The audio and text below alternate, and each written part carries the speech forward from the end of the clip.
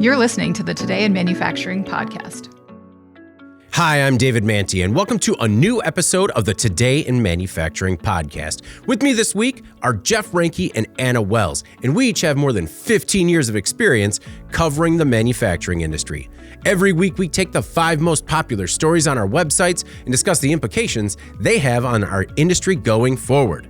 Before we get started, please make sure to like, share, and subscribe to the podcast. You could also help us out a lot by leaving the podcast a positive review on whatever platform you use. If you want to email the podcast, you can reach any of us at Jeff, David, or Anna at IN.com with email the podcast in the subject line. You can also subscribe to our daily newsletter and subscribe to us on YouTube at IN Magazine so you can join us live in the live chat. Ask questions. Mix it up. Jeff, how you doing this week? Awesome, man. How about you? I'm doing pretty good. You know, we got caught up in the whole burrito eating contest, and that kind of set me back a little bit. So I'm ready to roll, though. Did it make your lunch just pale in comparison? Were you kind of jealous? It made like eating afterwards very disappointing in general, just because I was a little disgusted. Oh, okay. Went the other way. Yeah, no. Anna, what was it like with televised people ham-fisting burritos into their faces, you know, as you were trying to enjoy your quinoa? Yeah, I mean, I was relieved that I only had one lunch to eat. That was nice. But yeah, it was a 10-minute burrito eating competition, which felt a little bit too long. Way too long. That should have been like a 3-minute thing. 10 minutes, that's just torture. Yeah, and you know, we had like the wide shots on one screen, and people are like, hey, can we get closer? And then they found that angle, and it's like, no, we don't need to be closer to the action. Let's go further back, yeah. But other than that, starting to feel a little bit more solid in the stomach, so let's jump into it. Let's do it. Before we get started, we have a word from our sponsor, Big Commerce.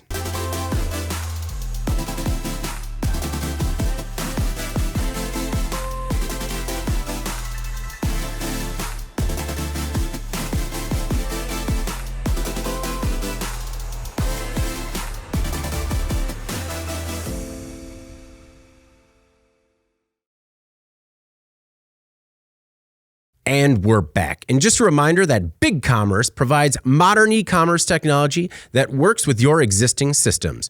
ERP, OMS, CRM, no problem. Whatever existing business tools and technologies you use today, Big Commerce can integrate using pre-built one-click integrations or customize your automation with its APIs. Make the move to Big Commerce today. Like that, Jeff?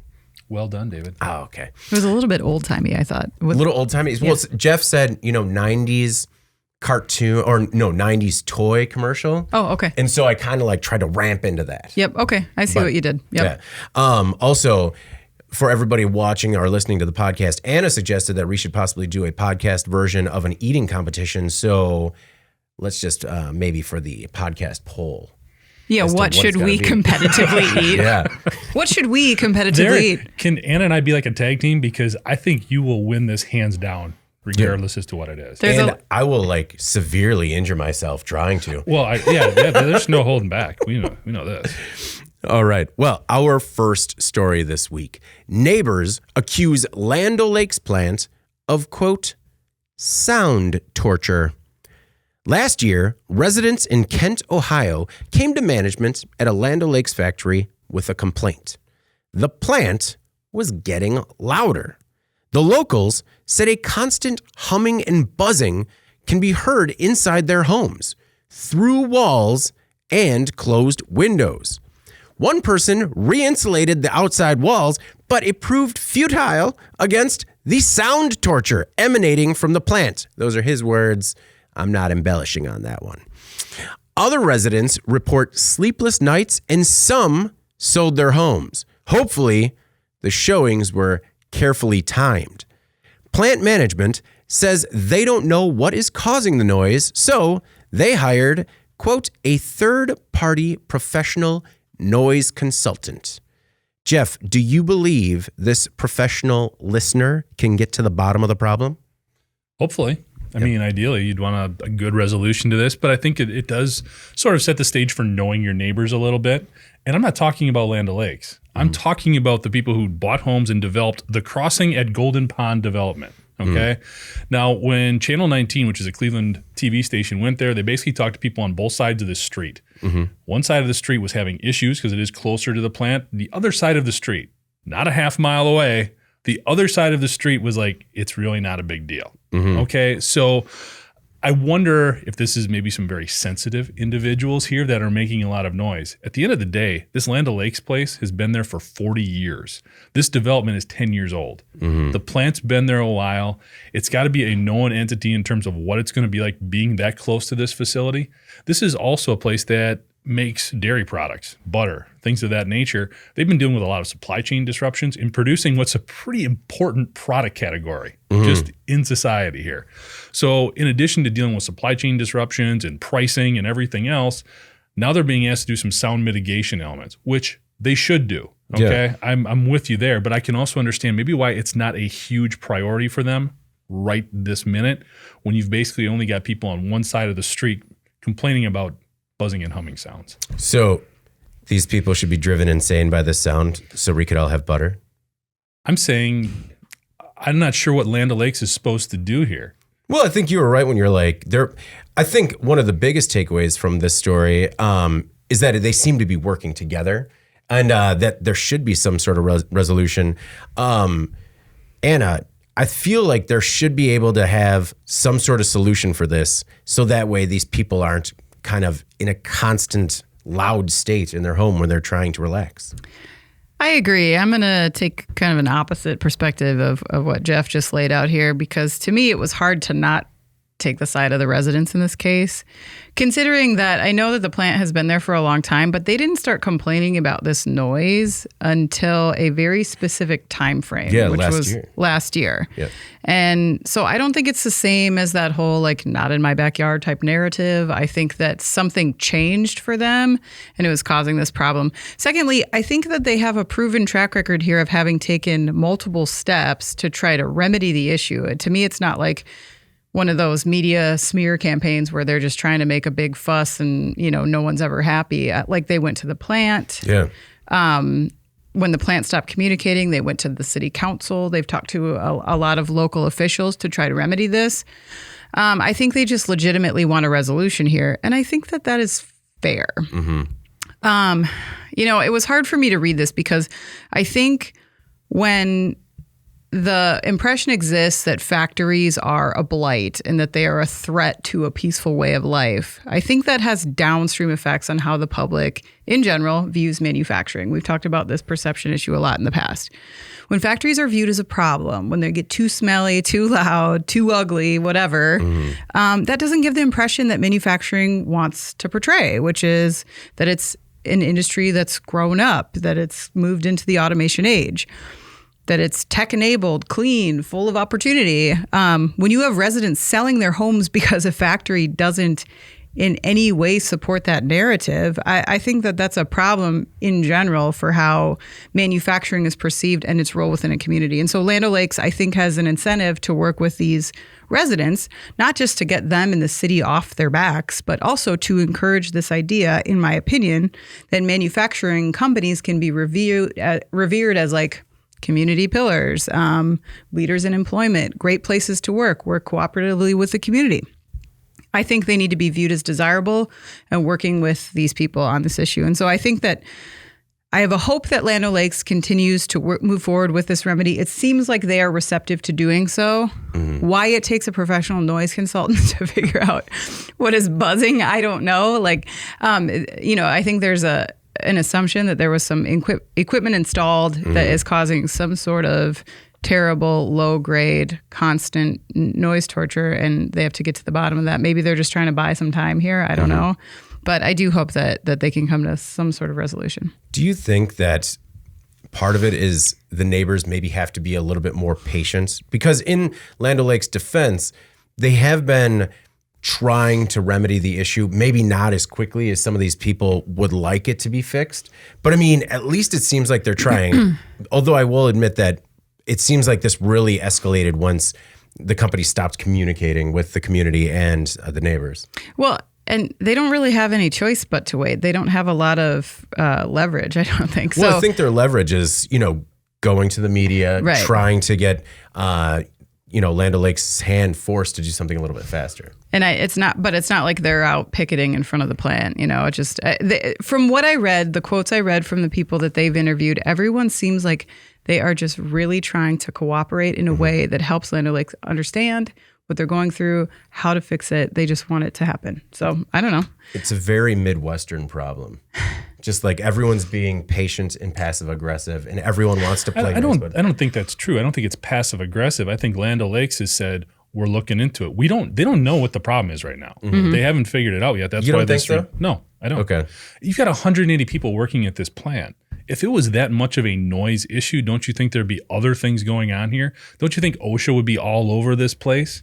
Well, it feels like you've got a dozen people that are alienated by this, which is fair. They can feel how they want to feel. You've got one person who put their house up, not multiple people. Right. Yeah. One person. Yep. One person. Yeah. Okay. That's a very drastic measure, though. I agree. But when you're looking at a plant that employs this many people, and in addition, Land O'Lakes is unique in that it's a co-op. It's got 3,100 farmers that are also depending on this facility, not this facility specifically, but Land O'Lakes and incorporating this plant to take their dairy products and bring them to market. Mm-hmm. So it does serve an important role within the community, within the industry, and for them to, do somersaults and do whatever else they can, other than continue to look into the problem and try to figure out a cost-effective way of solving it. Mm-hmm. What else are they supposed to do? I don't think they're asking for anything else. Mm-hmm. But if the company says, hey, we're looking into it, are they supposed to come back every single month and say, hey, we're still looking into it? A lot of it is very strange to me that it seems to have started specifically in the spring of 2022, and there wasn't one change or piece of equipment that went in that they can't be like, okay, we don't know exactly what it is, but it might be this new line that we put in. It's weird that nobody had any noise complaints whatsoever. Then beginning in spring 2022, something happened, and it made for, quote, I am in tears a lot of nights because I have no place to go to escape from the noise so I can fall asleep. I mean, I understand that you're Feels a bit dramatic. If you couldn't sleep at night, you don't believe that between the exhaustion and just being fed up, you might be a little upset? Can you imagine if this was in your backyard? Jeff does not care. If this was It's not that I don't care. It's that I don't know what exactly, other than they're looking into it and they're going to try to come to a resolution. What are you supposed to do? I mean, if this is in your backyard, is that what you do? You just sit in your backyard going, Did you listen to the video report from the news when they were playing the sound?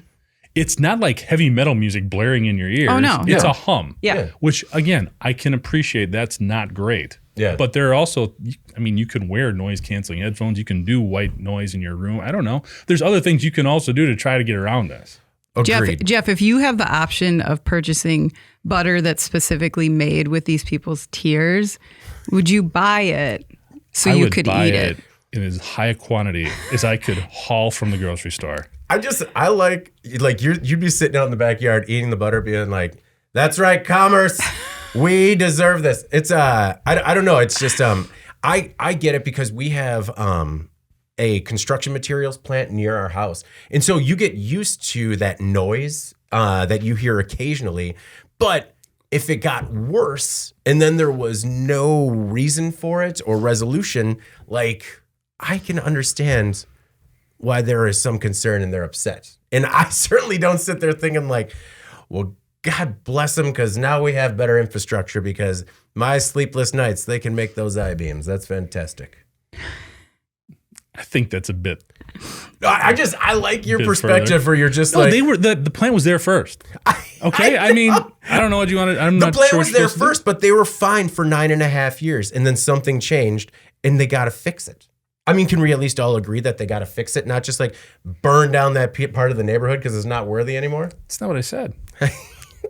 All I'm saying is I'm not sure what more Land O'Lakes can do than continue to look into the problem and try to solve it. Okay. Well, they are letting the consultants into their homes if they want to, just so they can get a better understanding of what's going on. I'm curious as to why it's worse inside their homes. That was kind of a unique part of the story that I'd like to get a little more clarity on as well. Well, while we're still friends. At least we agree. Let's move on to the next story. Richard Branson's Virgin Orbit slashing 85% of its workforce. Virgin Orbit is running out of money and has struggled to find funding following a failed mission 3 months ago. As a result, the California company is cutting 675 jobs. Earlier this month, Virgin Orbit put a pin in all operations, but didn't say for how long. In January, the company's first mission to launch satellites into orbit from Europe failed when a rocket's upper stage prematurely shut down. You may recall, but we talked about how the rocket's fuel filter became dislodged and caused a lot of things, including the engine, to overheat. If successful, it could have been the beginning of more commercial opportunities for the UK space industry. But that's not the case. Most of the workers are already gone. The company anticipates $8.8 million in severance payments and employee benefits costs, as well as $6.5 million in other employee-related costs. Anna, with the trajectory of this story as we've followed it, it kind of seemed like Virgin Orbit was at a crossroads, and this was one of two likely outcomes. Right, and it makes you look at that January failed launch specifically and think, was this really a make or break for them? In reality, I think there were more problems here than just that failure, although that certainly did not help. CNBC recently published a report where they looked at some of the challenges that were successful in appending this venture, and it was really it started with financial issues, right? So as most of the time this does.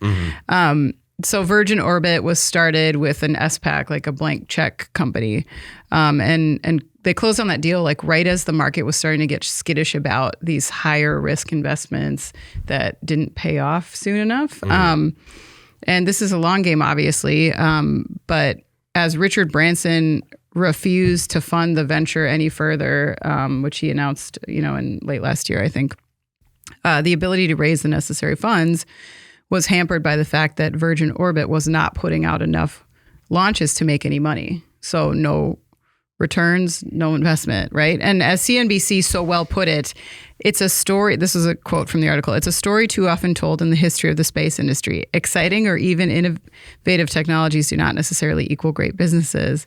I think that's a very on target. And Virgin Orbit has very high operating costs. That is obvious, right? They had a lot of debt. They showed very little progress. And they had a reported burn rate near $50 million every quarter. I think a lot of companies would have been taken down by a lot less. And for an operation that you'd expect to be sophisticated based on, not only the depth of talent, but also the complementary successful operations that you've seen with other Virgin companies, they also suffered from really run-of-the-mill procurement problems. CNBC reported that two people that they interviewed mentioned wastefulness in ordering of materials. For example, the company had bought multiple times many expensive items with limited shelf lives with the thought that they were going to build more rockets than they did. And then they had to throw away a bunch of inventory that was like no longer useful to them, which is like, you hear that stuff a lot in manufacturing, but for a company of that scope and size, you'd think that they would have that figured out by now. And then, I think finally we need to acknowledge the fact that launching satellites into space isn't just this kind of universal market with an endless supply of buyers, just on a very basic level. When these companies lose government deals to their competitors, things that they were counting on, that's not something that you can quickly replace with another buyer. I mean, that's something that happened to Virgin Orbit as well. And so I just think there was a lot of things stacked against them. Unfortunately, aerospace is a really big swing. The satellite business is not cheap to operate. And I think we'd expect to see a few companies kind of go down. I wasn't thinking it would be them. Yeah. Because there are some startups in this space that are kind of outplaying them right now. So that was interesting to me. But yeah, I do think you expect to see some of these companies not make it to the finish line here. Well, Jeff, commercial space can be lucrative, but as Anna said, still incredibly costly and difficult. And I agree with her that the Virgin pedigree, I thought would have propped them up a little bit more so than some of the startups we saw. And I find it kind of surprising that they were having such procurement issues, buying components with a limited shelf life without any real plan. just because of,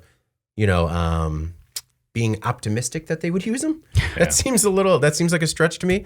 What were your thoughts on Virgin Orbit's impending fate?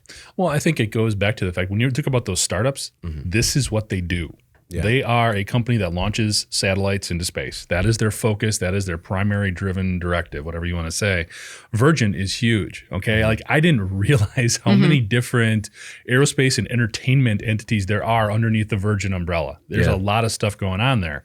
So I can appreciate when Branson looks at a market like the global satellite launch market growing from like $14 billion now to like more than double that within the next 7 years. That's exciting. And you want to get involved there. But he had a lot of other stuff going on. Yeah. Hyperloop fell apart. Okay. They sold off their interest to that last November. Good. Now we've got Orbit that's falling apart, and they still got Galactic that they're trying to launch with the space tourism. Yeah. So when you're that distracted, okay, I know you want to call it diverse or new market opportunities or whatever you want to say, but to me, those are a lot of big swings that you're taking there. And then, I mean, people are estimating that as much as $1 billion was flooded into orbit from either from Virgin itself, from Branson himself, and as well as from other investors. Man, that is, at some point you have to pull the plug when, again, and Anna alluded to it, they've had 4 successful launches. They actually made some money. At the same time, you're hemorrhaging $140 million a year in losses. Yeah, there's just going to come a time we have to shut it down. And again, we talk about this with Musk all the time. Go with the winner. Yeah. Yeah, exactly. Pick your winner and run with it, as opposed to being distracted by all this other stuff. I think that applies here with Branson as well. Yeah. And kind of compared to Musk, it seems like Richard Branson, Elon Musk seems like the engineering thought process when it comes to running a company. It's either right or wrong. There's no gray area, where Richard Branson, it seems like in his past ventures, has more of a track record of trying to do things the right way. And maybe they just got out over their skis. Well, no, they did. They got quite out over their skis in an industry that is quite costly. Virgin Orbit, so they filed for bankruptcy the day after most of the layoffs were scheduled to be completed. And the company tried to find funding, but it didn't come through. And that was surprising for me. Now it's kind of interesting that they're trying to sell it, but is the tech going to appeal to any buyers, especially when they couldn't find any investors? When they have a different approach, right? They're not using just a straight rocket, which is what everybody else is doing. They're trying to use the 747, right? The Cosmic Girl to sort of be the launch vehicle. So are other people looking at going, I don't know, man. Well, I think the 4 successful launches is a good starting point. But you're right. The fact that it can be launched from Virgin passenger planes, it kind of gives them more flexibility when using, rather than using these fixed launch sites. Yeah. So that is a differentiator, but I don't know, maybe a lot of people got spooked with the failure in January. Maybe you have to have your own airplane company in order to buy it. True, like you can buy how we do it, but you can't use our planes. One thing that was also surprising to me is that Branson is putting up $31.6 million just to keep the company afloat while they try to sell it. He's the biggest shareholder. Is that the other 15%? Because they laid off 85% of employees, right? Or the other 15 just basically there to sell the place? I think so. Like keep the lights on and do the minimum to hopefully, I don't know, keep it of any value. I don't know. Yeah. Hopefully it sells quickly. Otherwise, we've also seen these situations where it just takes a little bit more. No, we just need a few more weeks to get the deal done. And that could be quite costly. Did you see the drop in valuation? Mm-hmm.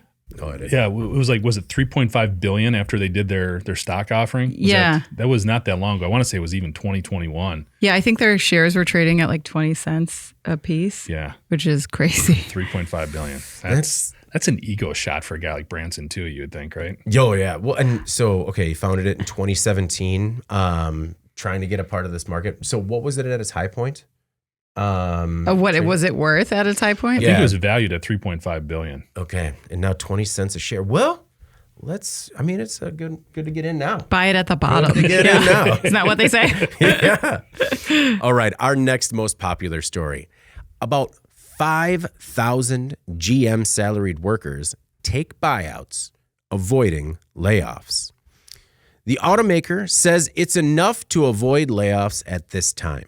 Now that 5,000 workers are leaving, GM will save about $1 billion per year in costs. That's half of the $2 billion it wants to cut annually by the end of next year. Quote, the steps we are taking will allow us to maintain momentum, remain agile, and create a more competitive GM, the company said in a prepared statement. GM hopes to find the other billion by reducing vehicle complexity and expanding use and shared parts on internal combustion and electric vehicles. It also plans to cut travel and marketing budgets. GM hasn't ruled out future layoffs, but said, quote, involuntary separations are not a consideration at this point. Involuntary separations. We're just... You like that one, I huh? was going to say. My goodness. That's what you picked out. Involuntary separations. The workers have to leave by June 30th, and despite a $1 billion charge for the buyouts, in Q1, GM Chief Financial Officer Paul Jacobson said the payback will be, quote, pretty quick. Well, Anna, they saved $1 billion. I think the problem is that they need to save $2 billion. It's not a problem. They got to figure it out. It's an opportunity to find another $1 billion. Yeah. It's like this was an opportunity for them to find new work. Right. Yeah. Involuntary separations.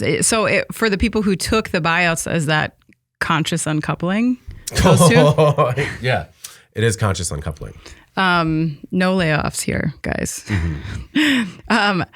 Honestly, though, like I know that the buyouts and the layoffs that we've seen a little bit in automotive and other areas, like some smaller scale stuff, like with the plant closure, the Jeep plant closure and all that stuff.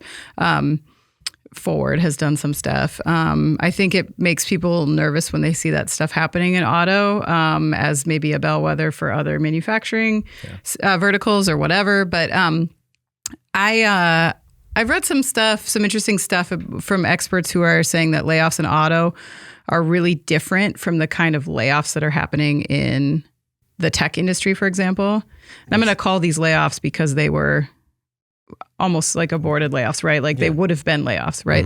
So, but one expert, I read an interesting article, one expert described these as generational layoffs in automotive and basically described them as being reflective of the extinction or maybe the redundancy of certain roles in ICE product lines, and that GM and maybe auto in general will have a tremendous need as they go forth for employees with skills in things like software programming and engineering. So the thought being that these jobs will be replaced.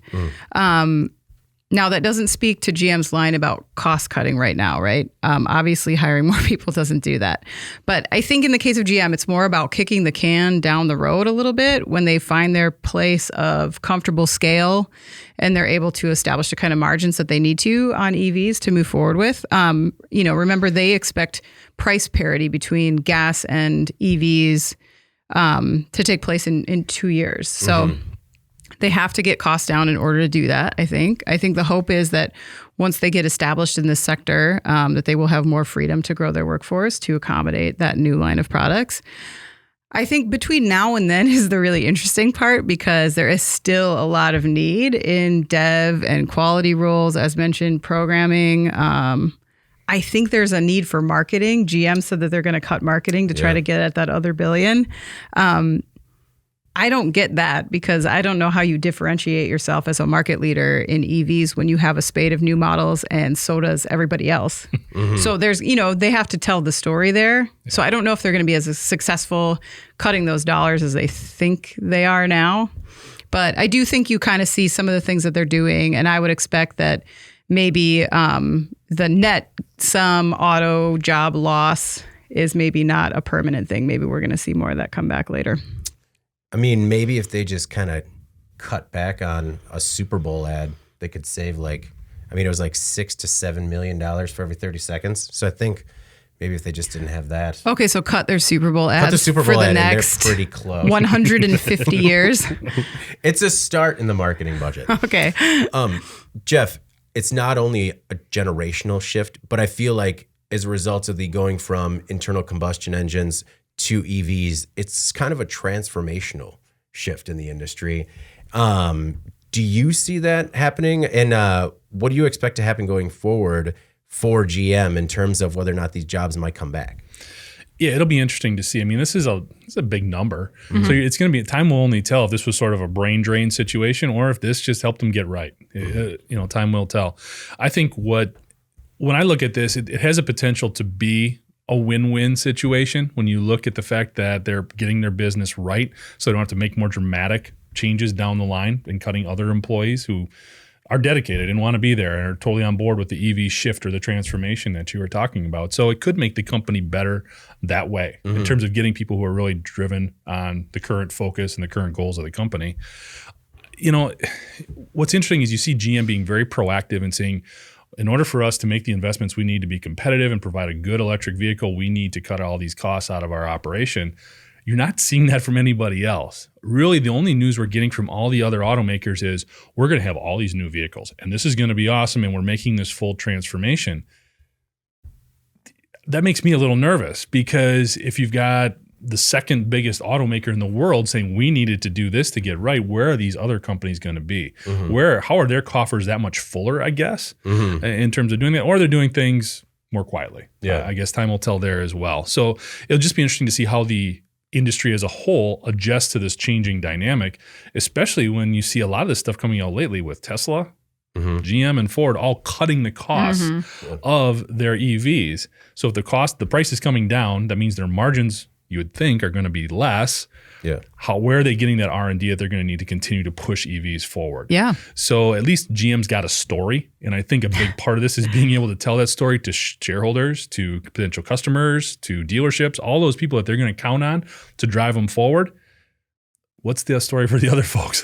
They're ready to go. I mean, if that's the story, that's great. I see it a little bit as hopefully GM is thinking proactively, and we'll see the benefits down the road. Well, Tesla cut prices, and then as soon as Ford followed suit, they raised the prices again. Right. Just like, now announced, we're raising it 36%. What? You just cut prices. Do you think, Jeff, they're going to find that other billion by reducing vehicle complexity and expanding the use of shared parts? Do you think that's realistic?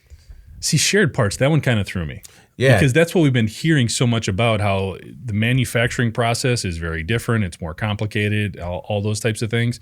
We're also hearing, especially the batteries, that's a completely different dynamic. So I didn't quite get that portion. Like maybe a bumper's a bumper. That type of lug thing. Nuts. We're going to save on lug nuts. So I don't know. It will be interesting if they truly do need to find $1 billion more in cost cuts. It's hard to imagine at some point there isn't going to be another labor reduction. They said they were happy with this number. I kind of think they wish it was a little higher. Well, obviously I think they wish it was higher, but they did say not necessarily that they were happy, but that's what they were expecting. True. And I will give the company some credit because they threw out a number to entice that was a little bit more attractive to people to get them to take it. The quote that I read was, "It's important that we were willing to pay for the voluntary program to incent people to go who maybe were closer to retirement or had just decided they wanted a change in career or lifestyle. At the same time, to do everything we can to avoid involuntaries or layoff." Like the fact that he says involuntaries, it's like such an internal term that they just use it like nothing. But that I found encouraging, that, they put a number out there that was lucrative enough to get people to make a choice.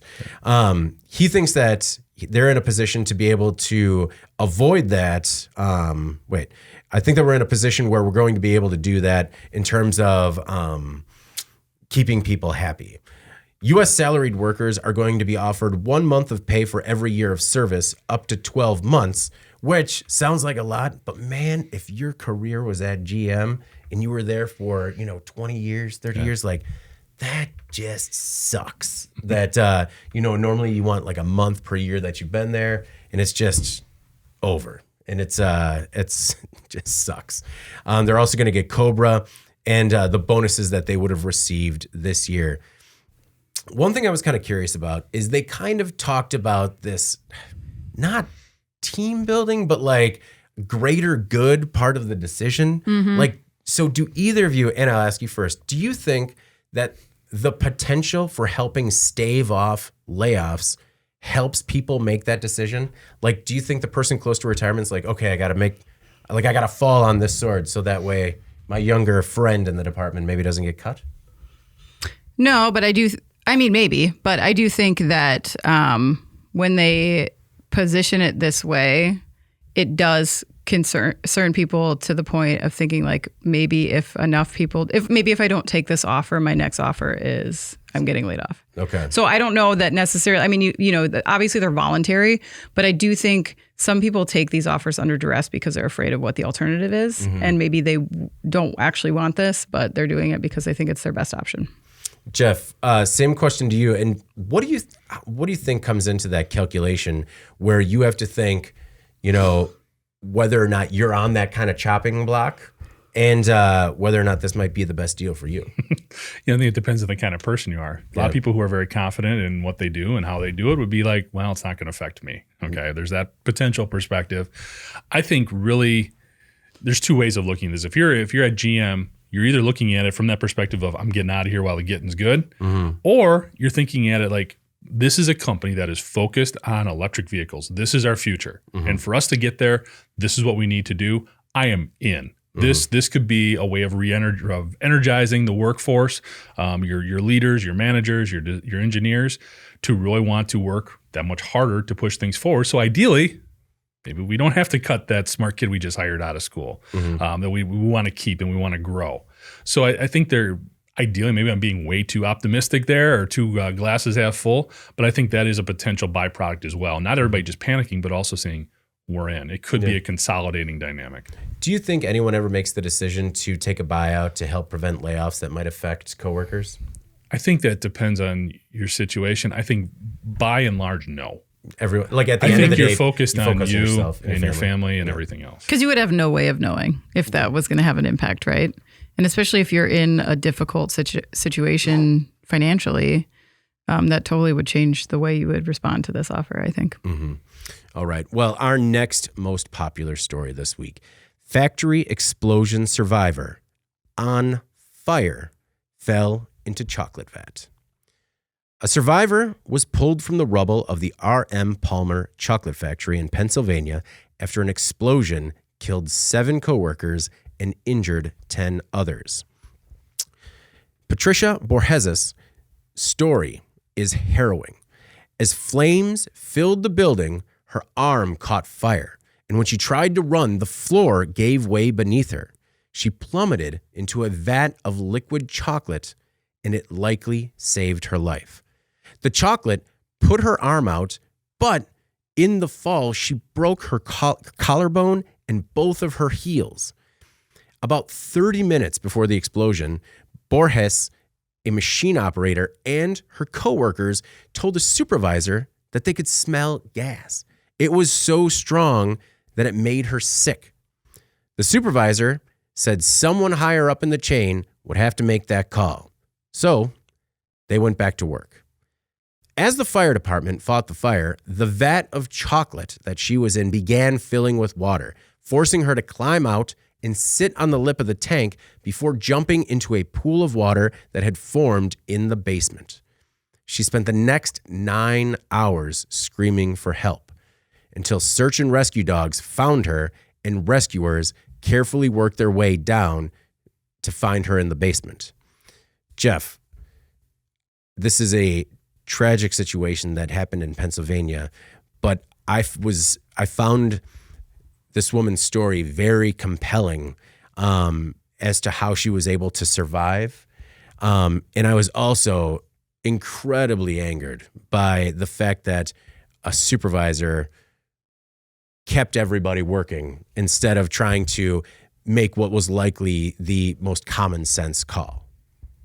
Yeah, and the points I'm going to make, I don't want to take anything away from this woman's story because it is incredible. If you haven't had a chance to read the article, please do yourself a favor and do it, because just not only the unfortunate situation she was in turned into a very lucky one, quite honestly, but then her will.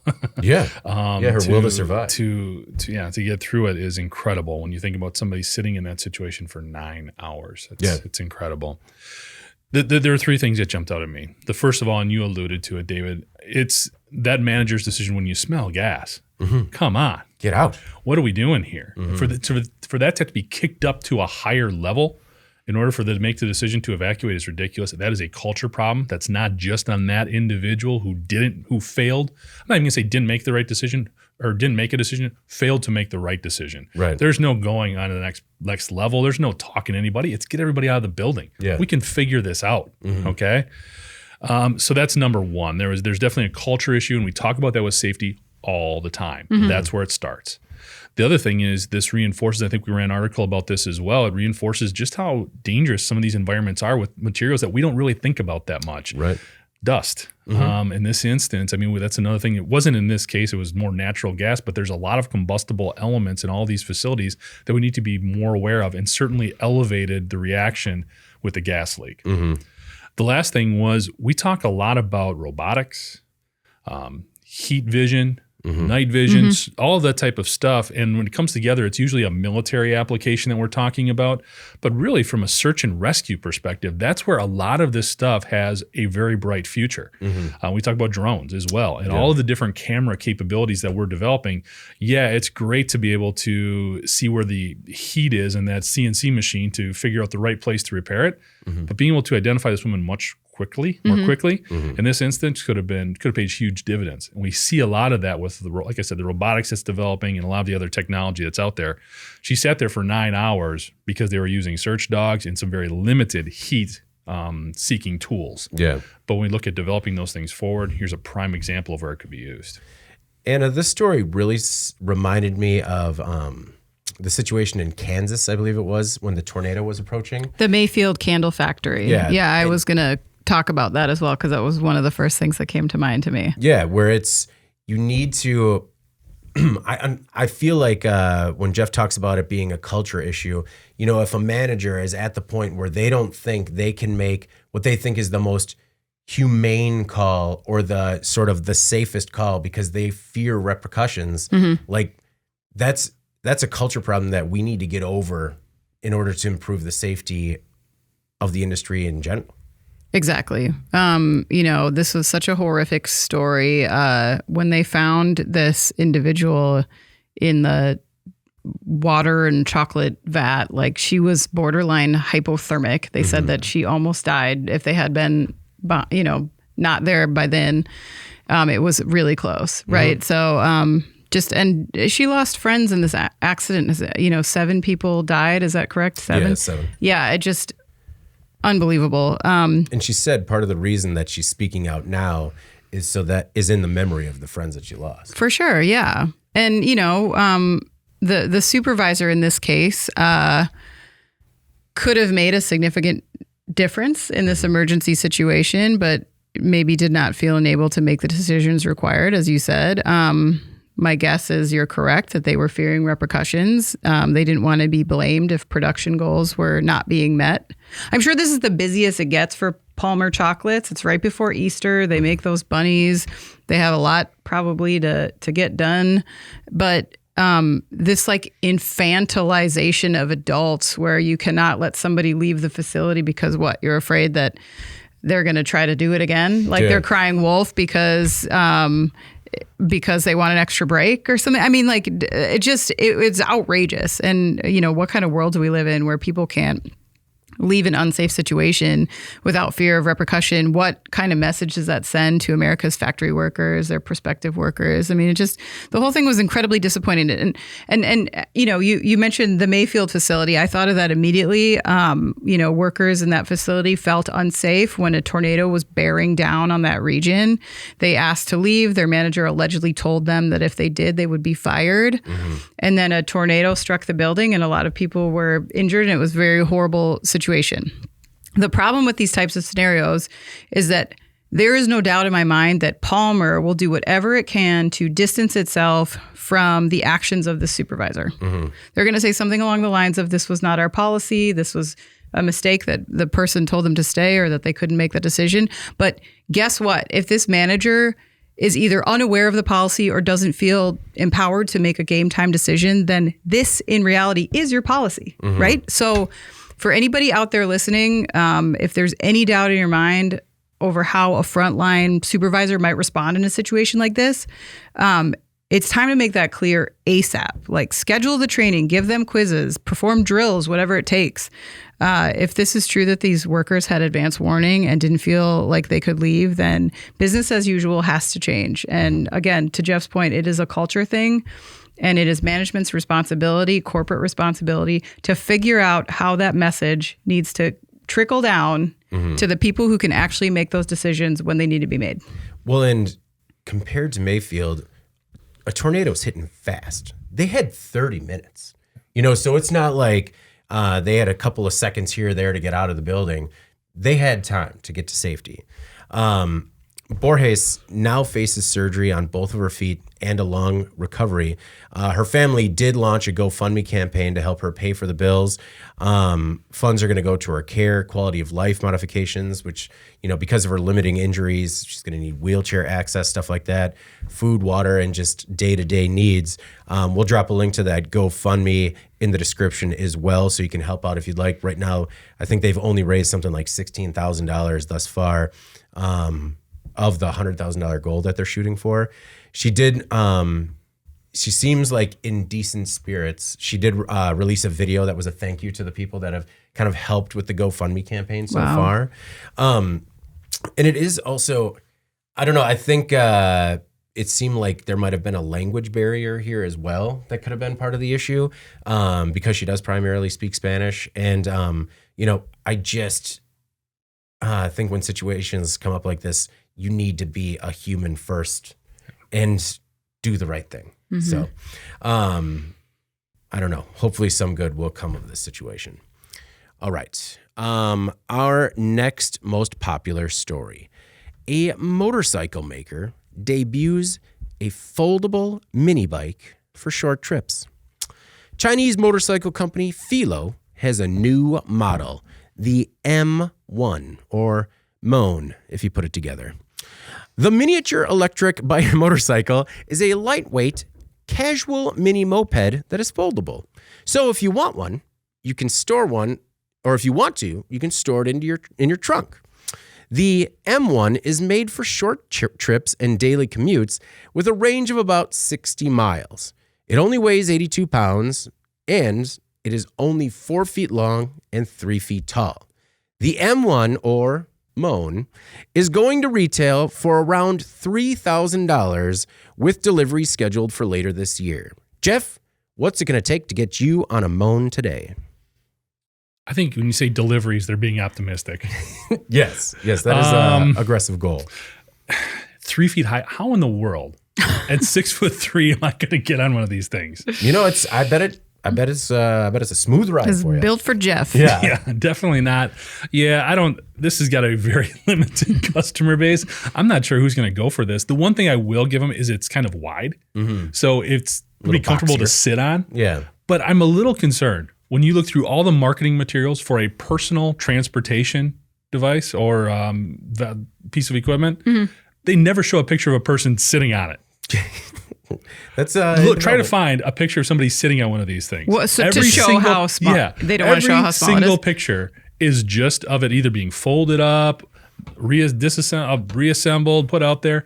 It's never shown with somebody actually on them. It's very foldable because when nobody can ride it, you can fold it and store it in a garage. It is great that it can be stored, but here's the other thing. This company puts out some cool electric scooters, okay? Yeah. And for like $1,000 more, you can get, what is the model number here? I think it's the FW6 or FW3. These are some cool scooters, okay? And they also, again, for $1,000 more, they give you about 25 miles more range, and they can actually have some speed to them. Okay. So I'm not really sure who's going to be in the mood for this Moan, but it is not this guy. Yeah. There are two sales representatives standing behind it, and it still looks like a petite motorcycle. Yeah. It looks like something like, you put together with your dad when you were 7 or 8 years old or something. Soapbox, car, motorcycle. Yeah. A little kit bike. We got a motorcycle or a lawnmower engine here that we can throw on the frame and go to it. It is the go-kart of the motorcycle industry. Anna, you're all over this. She's all over this. Yeah, this is my thing. Yeah. But I'm going to call it the M1, okay? Okay. I mean, it's people are going to call it what they're going to call it. I don't think it's an either or. I think you're The M-1. It's a reach there. So when I first saw this, I was like, oh, cool. Because I do feel like there's a market gap in what I would refer to as kind of like the last mile commuter market. They talk about putting it in the trunk. And I know a lot of people, for example, who they work in cities. It sucks to take the bus because they don't have any flexibility and it takes forever. So they drive. But if they want to get close to their actual work, they need to pay for parking and it's really expensive. So they like toss a bike in the back on, or they, a scooter or something. Or get on a bus. Yeah, or get on a bus at that. But it's at like the last 2 miles where they need to get where they need to be. And so like folding it up and putting it in your trunk, cool. But then I was like, it weighs 82 pounds. Yeah. So like pulling it in and out of a vehicle is not going to be convenient for most people, especially the size of person that could actually fit on it. Yeah. Can only fit like, small so, people. Yeah, good like point, an 8-year-old child probably can't lift. So, and then also, you would still have to park it, right? Like it's not like you could just like put it in a bike rack like you could with an e-bike, which is, I believe, what it's competing against. Agreed. So to me, it was like a very small niche in terms of who might use this. It just seems, and so like if you want it to be competitive within that niche, I think the price would have to be really low, and it's not actually that low. Because if you look at e-bikes, you can get an e-bike for much less than this. They have about the same range, or they can, and so it just didn't stand out to me in a way that it felt like it was really useful or very competitive within that market. So I don't know. It doesn't seem like a super necessary niche to me, but I would never buy this thing. And, not to mention that some of our readers pointed this out in the comments that like Honda was pretty active in this kind of mini motorbike segment for a while, but they kind of went in and out of it. And I think because they were very sensitive to the price pressures, you just can't sell this for, in an era where the materials are too expensive to build it. You just can't raise the price to the point where people will pay it. So going back to my point about price, I just think you would have to, they probably have a lot in it. They can't just sell it for $1,200, So I just don't know if this is really a lock in the market. I don't know. It's got to be a very specific person, I guess. Not a lock, but more, I think it's more competitive than you would think, because e-bikes are around that $3,000 price point. Can be, but you can also get an e-bike for like $1,200. True, but it's all it's all in what you're looking for. There's a person that rides his bike to school, to the office every day, and he doesn't park it outside anymore. I see him hoofing that thing upstairs every day, and he might be the potential buyer for this, but to Jeff's point, I don't know that he gets the 82 pounds up to the second floor. It's too heavy. It's too heavy. But, you could fold it into a little briefcase looking thing that I guess, unless chained up, is much more easy to steal. You could steal it easily, yeah, but not too heavy to steal. So according to Philo, they do have a professional team with more than 10 years of experience in motorcycle racing experience. So they kind of have the R&D pedigree going into something like this. I'm not a huge fan of it, but I understand that there is a big group of people that are big into mopeds, and I could see this being, a fit for that community. I could see it being a big fit in big cities. And Anna, you mentioned Honda, because I was interested by it too. A lot of people on the website were talking about the Honda CT70. Yeah. Right? Mm-hmm. So Honda CT70 dies in the 70s. They bring it back in the 90s. It dies in the 90s. Guess what's coming back this year? No. Gremlin. This year. Gremlin's next year. Oh. Soon. Oh. We're in development. I'm in talks, early talks. Right. No, but so the Honda's small bike is coming back again. And I just wonder if it's because the timing is right for smaller bikes.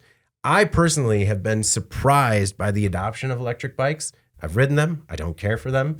But that said, I notice them everywhere. Yeah. People are using them. And in terms of the e-bike rentals, people are on those bikes all over the city as well. So I've been surprised by that.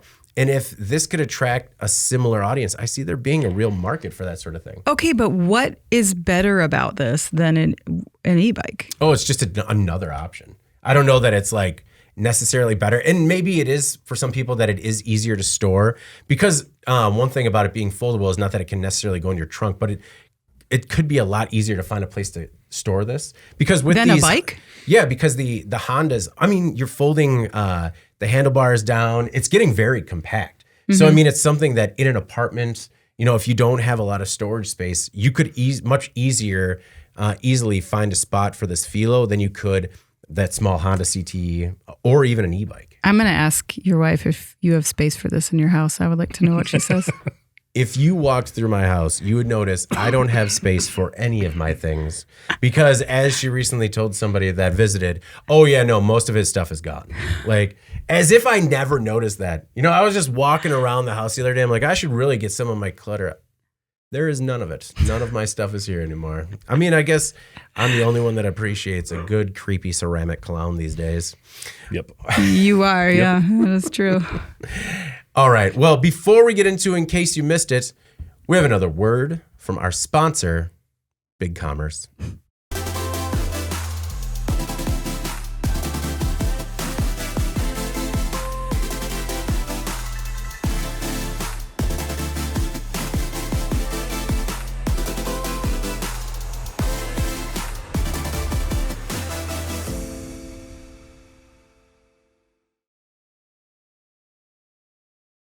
And we're back. And just a reminder that Big Commerce provides modern e-commerce technology that works with your existing systems.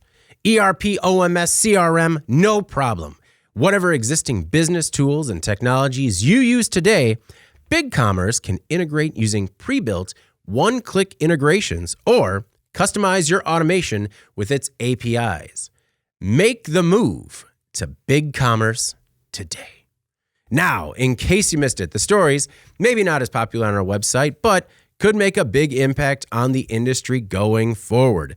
Jeff, I'd like to start with you this week. What is your In Case You Missed It? Yeah, my article is an article. There you go. It's an agreement between the U.S. and Japan reached a deal on vital minerals for EV batteries. Okay, so Japan and the United States have reached an agreement on trade of critical minerals in an effort to ensure secure supplies of these important resources. The deal is expected to help electric vehicles using metals processed in Japan qualify for the tax incentives under Biden's Inflation Reduction Act. The Inflation Reduction Act, as you guys remember, it includes a tax credit for up to $7,500 that could be used to defray the cost. We're talking about EV vehicles, prices going down. And basically, this would say, if these batteries help you qualify for this tax break, okay, even though they're not made in the U.S. Okay. Right now, the way the act is written, if there's a free trade agreement between the U.S. and the other country where these minerals are coming from, it qualifies. Okay. There isn't a free trade agreement between the U.S. and Japan right now. So this piece of legislation would essentially act as such. Okay. So it allows companies like, say, a Panasonic or Tesla or anybody else who's building their electric vehicle batteries, bring those minerals in from Japan. They don't count against that non-U.S. material criteria in qualifying for the tax credit. I think it's kind of self-explanatory where this could be a big deal. Yeah. First of all, I mean, this is definitely, without a doubt, a shot across the bow at China. Yeah. Basically saying, we don't have to source stuff from you. We've got another option here. And oh, by the way, it's your neighbor. So we're not even saving anything from a logistics cost here. This is purely wanting to work with somebody else other than you. It's going to help all these EV makers, or excuse me, all these battery makers and all the automakers that are partnering with the battery companies to get cheaper materials and hopefully qualify for this tax break, which gets guys like us buying more electric vehicles maybe sooner than we would have before. So I think it's going to be these types of agreements, we might see more of them. It's going to continue to be an ongoing conversation, I think, in seeking out different places to source from.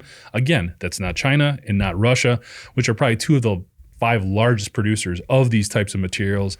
Again, we're looking at, I want to make sure I get the right ones here. We're looking at boron, we're looking at copper, manganese, graphite, lithium, and graphite.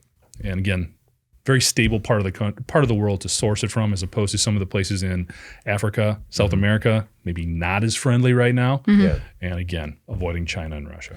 Well, Jeff, you've been covering the EV battery supply chain for a long time now. And what has been the biggest sticking point? Where the material is going to come from. Yeah. So I agree with you. This could be a potentially big deal. And I mean, does this mean that there is potential to be less mining operations in the U.S. as well? I think without a doubt. Yeah. And whether or not that's good or bad is up for debate because we have more regulation here in the U.S. when it comes to environmental considerations in mining than Japan or really any place else. So you can, how we doing there? Right. The earth is the earth. Yeah. And so that's open, like I said, that's up for debate, but it is interesting that this stuff is going to be treated this way in terms of qualifying for the credit. Anna, is this more of a stopgap so that way we can get our hands on these materials sooner while we try and create our own infrastructure in the U.S., or is this a potential solution to prevent us from doing so? I think that remains to be seen. I know that people had a lot of concerns about, extended supply chains for critical materials, and Japan's not exactly close to us. However, that mining component, which I think a lot of people, especially people that are supportive of EVs and also more supportive of environmental regulations, were very turned off by the prospect of doing more mining in the U.S. And they're trying to set a precedent of, turning down those projects and trying to stop them before they start. So I think this will go a ways in appeasing some of those folks. I don't know, David. I think it's going to have to be a trial and error to see how this works, because if Japan struggles to supply us with enough of what we need for the market, then obviously something will have to change there. Or maybe this is the first of many deals across the globe. Who knows? Oh, right. Yeah. One thing I did forget to point out is there's no export duties on these as well. So there's no extra charge for it coming in. And remember, we've only got one lithium mine in the U.S. right now. So, Anna, what is your In Case You Missed It this week? I selected a story about Amazon this week and how they've been accused of mislabeling some of the sellers on the platform. It's a common practice for consumers to make statements with their pocketbooks, and I think people decide to choose to buy from certain business over others for personal reasons. That's totally up to them. Amazon has determined to help enable this buying behavior by being more transparent about a seller's characterization. Specifically, they've added identification badges in the last year for those who are considered to be a small American business or a Black-owned business, for example. A recent investigation by tech media outlet The Information, however, suggests that the labels, which have like I said, been available for about a year, are being applied to the wrong companies, a mistake that could be errantly influencing buyer behavior. So in the report, they claim that Amazon's American Small Business Badge was applied to some sellers, including a bottle of Johnson & Johnson shampoo, a lamp that was made and sold by a Chinese seller, and even a coffee company with a $1.1 billion market cap. Small business. Not exactly a small business. Yeah. They also said that Amazon had given Black-owned business badges to companies that didn't have Black owners. The story really bothered me for a few reasons. For one, Amazon, for all of its consumer benefits, that, people like shopping on Amazon. It's a good consumer experience, right? But it's easy. But they have a history of mismanaging some of the programs that they have in place. And I think that's to the detriment of both their sellers and their customers. You guys probably remember this, but back in 2019, the Wall Street Journal did an expose on Amazon to show how easy it was to sell food products that they had found in a dumpster on Amazon. You're never going to forget that one. It stuck with me. Yeah. They were stamped fulfilled by Amazon. I think people trust that badge again. And in fact, they were found in the trash. The same exercise showed the unfettered ability for sellers to post items that were produced by companies that only sell direct. They didn't sell on Amazon. And the point was that there was no checks in place to stop sellers from doing this.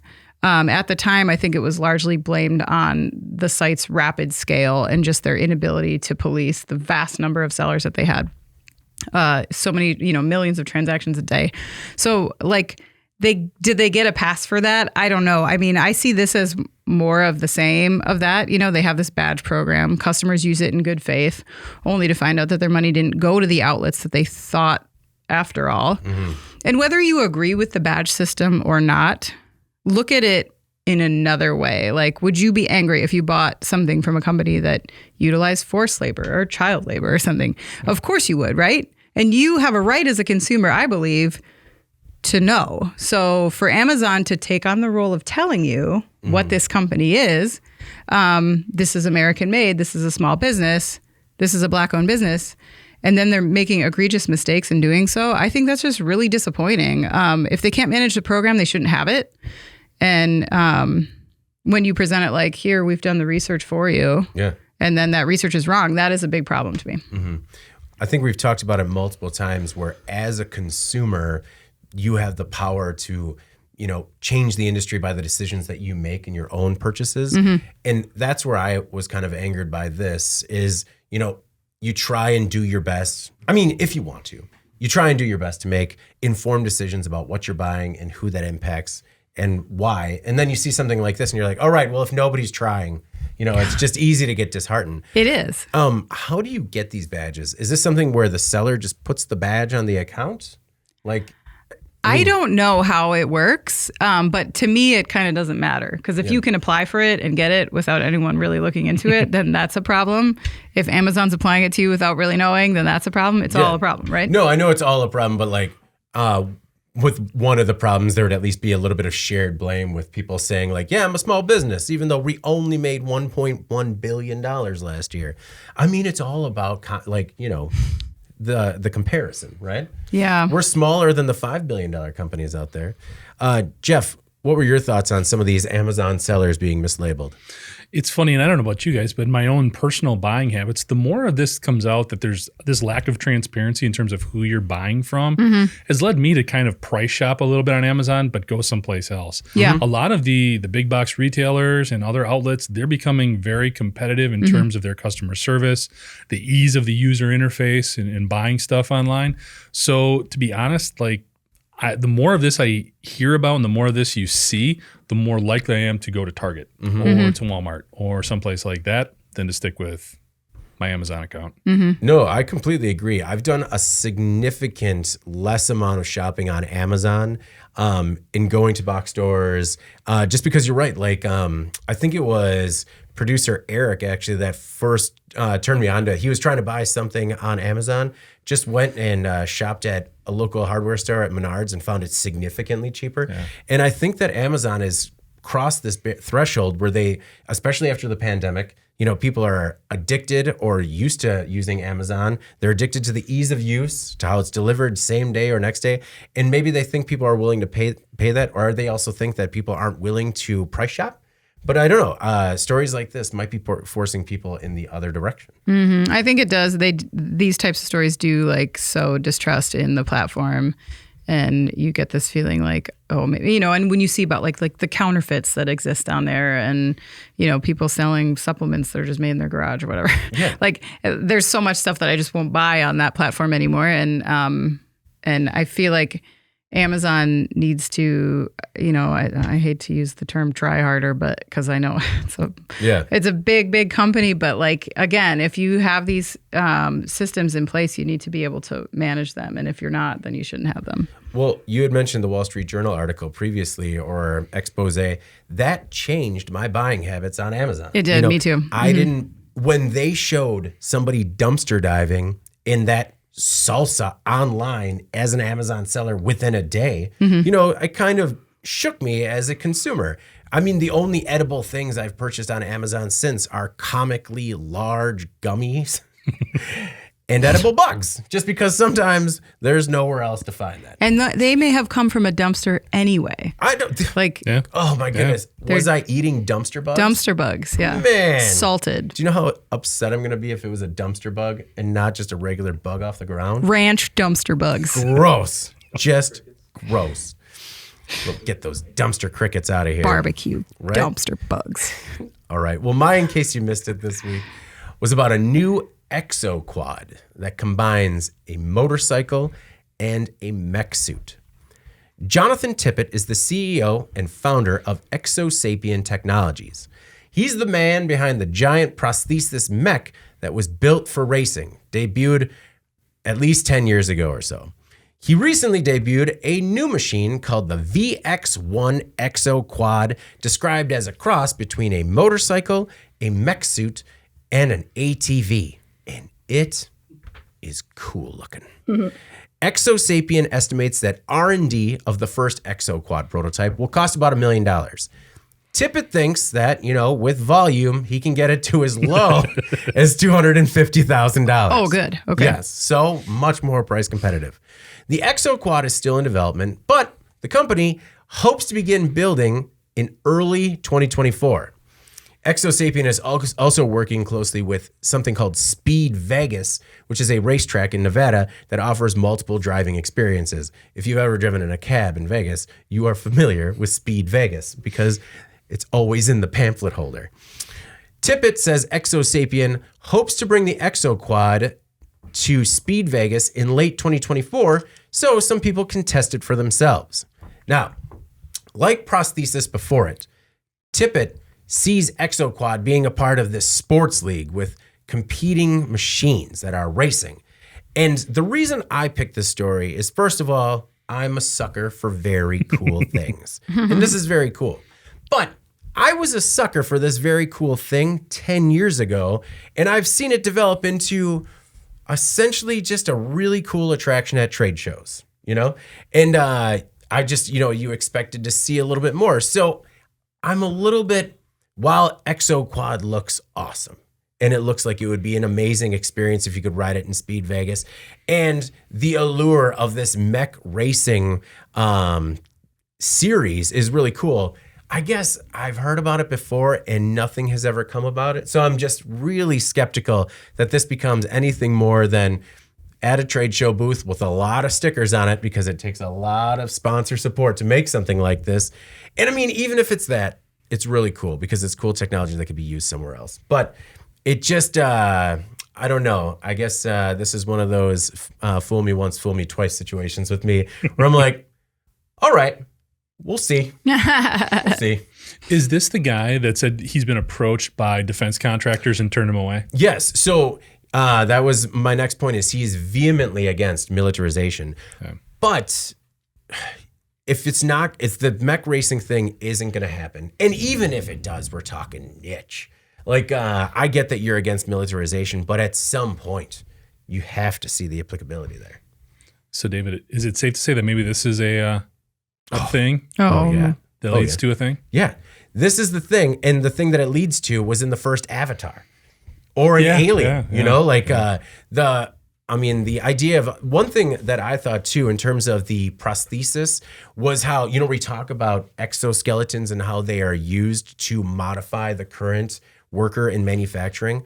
Imagine what that's going to look like if you could have workers in these mech suits and what they could manipulate, either in facilities. I mean, talking about people lifting the entire car or moving the entire pallet in a mech suit. I don't know. It's all futuristic, but there's applicability there. And sometimes I think that, if you get caught in tunnel vision trying to make a racing series that's been in development forever. Like, I can't remember the first trade show, the first time I saw him at a SolidWorks or another trade show, and I came running home. I'm like, you guys, you're not going to believe this.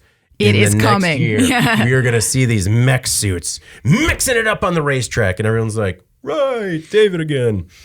But if you take this and you actually combine it with that motor, that M1 that we just talked about, you could have something. Because if you actually could figure out a way to have a vehicle, this one's got 4 wheels, okay? But they could actually, because you can manipulate the size of this and the footprint of it, maybe there is something there in terms of saving space, if it's rechargeable. I don't know. You want to make it foldable? Yeah. I don't know. Maybe there is something there, because if they're not going to go defense, military, it seems like the potential applications are a bit limited, other than it being super cool to look at. Yeah. Mm-hmm. Well, I mean, we're talking about a 4-legged robot controlled by a human that can also, run and manipulate its wheels like a 4-legged animal. And it's just really cool. But again, it's I'd like to see it develop a little bit more than beyond the really expensive thing to ship to a trade show with really expensive stickers on it. I bet you NASA's interested too. Well, seriously, I mean, you could definitely see like the applicability of these mechs or these suits in terms of augmenting a human to do much more dangerous stuff. Stomp across the moon. Yeah. Well, and you're talking about, Jeff, search and rescue. Imagine if you had a mech suit to kind of get through the debris. Alex, who's watching us live, says, if it rolls, the driver is done. I mean, he's working on the roll cage. Oh, yeah. Yeah, no. Well, maybe they're going to work in some more safety features where the driver's head isn't sticking out of the top. Above the roll cage, yeah. That's a bad look. We're going to need a cage on top of that. But, this is a rendering. We're working on it. All right, well, before we get out of here, let's move on to our final thoughts. Anna, final thoughts for the people this week.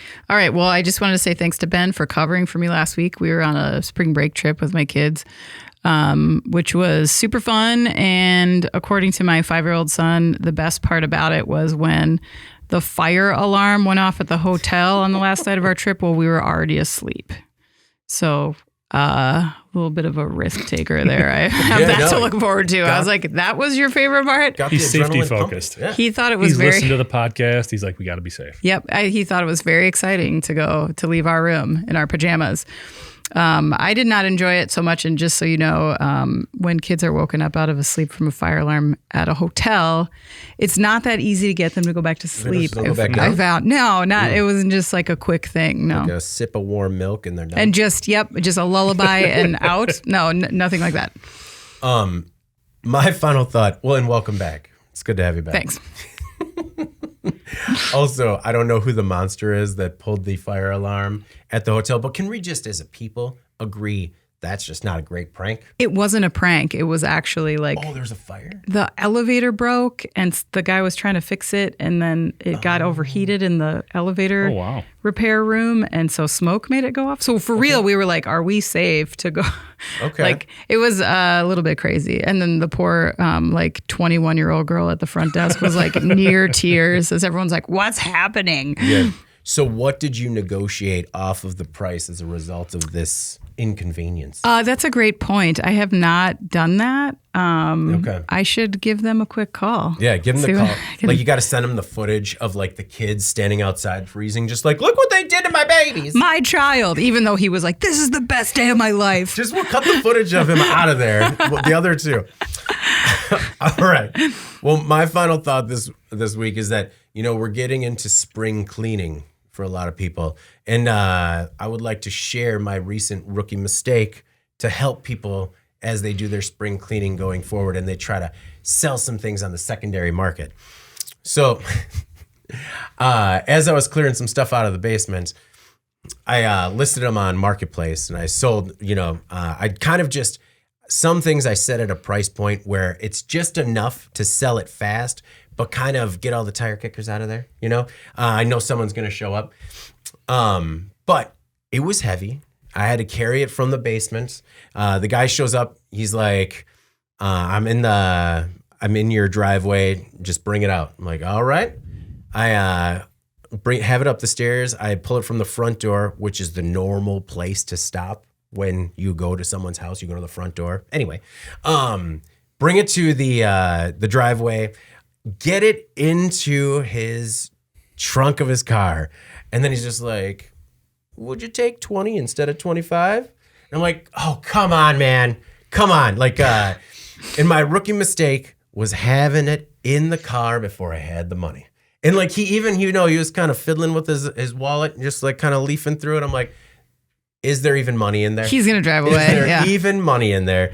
And so as you're spring cleaning and possibly trying to sell some of these things, make sure you have the cash in hand. And honestly, it was, I was happy to have it gone, but I was just so peeved about how it was already in there. He was like kind of closing the trunk and he was just like, 20. And then after he fleeces me for $5, he's just like, hey, what beautiful weather, my friend. Am I right? I hope you have a good weekend. I'm like, I can't have a good weekend because I'm going to stew about this until the end of my days.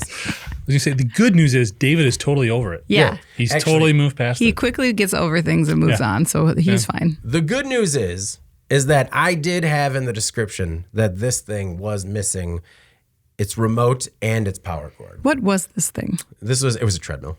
You sold a treadmill for $20? It didn't. Well, first of all, we got it for free. Didn't have a power cord. Didn't have a power cord, and it didn't have this remote, right? And at first, it didn't have a power cord. So, and actually, the person who gave this to me does listen to the podcast. So yes, we'll split it. But You are down to 10 now. I'm down to 10. I'm just getting really raked over the calls here. But no, so he asked about the power cord. He's like, oh, so just a power cord and then it should work? And I knew that you needed a remote to make it work. And I was just like, yeah, probably should work. Probably should work. I was just like, that little piece of advice costs, that $5 cost you quite a bit of trouble. Yeah. My Well, and you friend- know what, David? Like, if you would probably have to pay for it to be taken away. So Oh, no. you made more than just the $20. No, agreed. Like it's, and sometimes they'll actually help you. Whereas he was the type of person that's just like, you got it there? And you're like, yeah, it's in there. You know, just like, sorry, able-bodied man, just keep fiddling with your wallet that you're about to keep all your money in. Can't help me. But no, other than that, I've had subsequent transactions that have gone swimmingly because You learned some stuff. Well, also you learn some stuff, and as part of it, it's just like, hey, the price that I have on there, that's what you're gonna pay. Period. Like, I don't know. I just thought it was an unspoken thing. You agree to it online. You don't. Haggle. I think it's great that we can have this podcast as a format for you to vent about things that you experience, David. I think I'm not it's venting. probably really healthy for you. It is actually. Yeah. great. I feel Get it so out. much Happy. better. I feel Very so much happy. better afterwards. But I'm helping the people. You're I'm helping the people be smarter than I am. Jeff, what's your final thought this week? So you guys know I'm kind of a history nerd, and I've been reading this book called If the Allies Had Fallen. Oh, yeah. And it's sort of, it analyzes different parts of World War II and says, well, if these different decisions were made, how would that have impacted certain outcomes? Oof. So there's a couple things that are really interesting within the book. 3 of them that really have caught my eyes, and they kind of stuck with me in some other things that I was doing. One was talked about if Hitler had not invaded Russia, which the interesting premise that they brought about is if he would have taken a different approach, which was basically more of a psychological warfare approach, and as he went, basically encouraged the Russians in this northern part and these farmers who were basically not having it great under Stalin, more encouraged them to say, hey, we're liberators. Come and join us. Maybe things could have been different for Germany in invading Russia. And this was these were tactics that were discussed with him. Obviously, he chose a different path. Yeah. The other thing was dropping the bombs on Hiroshima and Nagasaki. The argument has been made that probably if we didn't drop those bombs, Japan would have eventually surrendered, even if we didn't invade, because one of the reasons we dropped the bomb, in theory, was to avoid that invasion of Japan, which would have been horrible in terms of loss of life and everything else. But there's some arguments that say, well, if you would have waited a little bit, maybe we wouldn't have had to do that, and Japan still would have sued for peace. Okay. The third one was talking about Pearl Harbor in terms of we had some intelligence that said something was going on, but we didn't pursue it. As a result, Pearl Harbor happened. What if we would have been a little bit more proactive and just sort of investigating things and sort of chased the Japanese away from that? What would have happened? Anyway, it's all revisionist history, but in each of these situations, what registered with me is, what if you just took a beat? Now, beat's relative. Yeah. It's not always a minute. It's not always a day, a week, whatever you want to say. But if you took a minute and you listened to everybody around you before making some of these decisions, I'm not trying to say, Truman didn't think a lot before he dropped the bomb and all that kind of stuff. But again, that's something that I've always tried to do. When you get in difficult situations where you need to make tough calls, take a beat. And it just sort of was also reinforced that you guys know I'm working on this cybersecurity report. And again, people's response when they get hacked, they just want to act, they want to go, they want to do. Yeah. Take a beat. And again, these things all just kind of reinforce the perspective that I always had. You get all the information, listen to everybody, and then make a decision. But don't feel like you're forced to move forward. We're talking about this plant manager at that chocolate factory. Yeah. Take a beat. Yeah. Okay. So people are coming to you telling you this is a bad situation. His response is, I can't do nothing. We're going forward. We're not leaving. Take a minute. Yeah. Think about it. Make the right call. So it was just interesting the way those things kind of registered with me, and that was my final thought. No, that's good advice. You've always been much better at taking that beat rather than just firing headfirst into the problem. It's sort of that line, because you look at a guy like Branson, wants to be a disruptor and innovator versus that mantra of slow and steady wins the race. I don't know. Any other parallels between the lead up to World War II and maybe where we are now? I mean, there's a lot of stuff you could look at. And it's, like I said, there's a lot of interesting stuff within the book if you get a chance. There's a lot of academic just blathering on and on. Really smart guys trying to talk like they're smart, but there's some nuggets that we can pull out of there too. Absolutely. Okay. Thank you for your nuggets, Jeff. Do we have... Speaking of nuggets. Speaking of a nugget, apparently someone who's watching us live thinks that Online Dumpster Crickets would make a killer band name. And I agree. If I had any musical talent at all, I'd pursue it. Jeff, how did the podcast poll wind up last week, and what do we got this week? Yeah, so polling question, remember we asked if you're a remote worker and asked to transition to on-site, what kind of would be the biggest incentive for you to go along with that? Again, you weren't mandated to, but if you had the choice. So we had a lot of great feedback. Just want to read some of the comments here. Gregory says, back when I was able to, remote work allowed me to get the kids ready and on the bus, and in the morning and afternoon, my wife was able to go back to work for a second income. That was life-changing. So was taking it away. Childcare is worth a lot in my opinion. So his incentive would have been childcare assistance. Agree with you, sir. That was actually, there's a lot of people that thought that same way. My computer would work right here. Tim also chimed in. He said, I'm old school. Remote work is a perk. If you are hired in a remote worker, and one of the questions to be asked before taking the position should always be the potential for this to become on-site job. Okay, but take a free lunch, Tim. I mean, if they give it to you, Yeah, right? Absolutely. Well, Chris would agree with you, Anna. David's friend Chris said he wants a Oh, free and lunch. he wants it to be cowboy candy during lunch. He Yeah, sure Chris. does. He sure I does. got you, Chris. Yeah, that's right. You have David's number. Predictable. I expect better, Chris. I liked it. We all did, Chris. Please keep it coming. Stephen also chimed in. He said, most of the time, our production employees are more effective while working remotely. Round-trip mileage or free lunches would be adequate motivators for the time required to be in the office. That was actually the most popular response, was in terms of compensating for travel coming into the office. Oh, okay. So like gas cards and stuff like that. Yeah. Exactly. Also, Jack had a really interesting feedback here. I know I'm reading a lot of comments, but there was a lot of good ones. And he said, the subject hits close to home for me. During a job interview, I was told I would never have to relocate. 2 years later, I was asked to move to the manufacturing plant located in a small town hundreds of miles from my home for 30 years. As sales manager working with a national network of reps, I truly did not need to be a resident at the factory. What I respectfully declined, I was fired. That is so terrible. Yeah. Yeah. So, and then Stephen also chimed in. Another Stephen said, travel time is a huge saving time and money, especially if you live a distance from the office. So again, the leading answer was compensating for mileage, basically. That's what everybody agreed with. Man, Jack, that is just a bummer. Yeah, that's a tough one. Yeah. Looking forward to this week's polling question. Okay. I thought Ann and I got into a little bit of debate in terms of being a good corporate Healthy debate. neighbor. So just wondering, which of these would you feel be the worst neighborly quality? So if you had to none of deal them with bothered you, I thought, Jeff. So This is a question for everybody else. That Yeah, doesn't, don't even that doesn't answer. love America. Exactly. I'm pro manufacturing. And yeah, If it's loud, smells bad, the traffic's terrible. Everybody just heard your eyes roll. It's fine. No problem. No one dropped marbles. That was just Anna's eyes. So which of these would be the worst? We talked about sound torture. So would it be sounds? Smell, we've talked about that before with certain different other manufacturing facilities in the neighborhood not liking the smells. Traffic could be increased, could even be increased rail traffic or anything else. Trucks.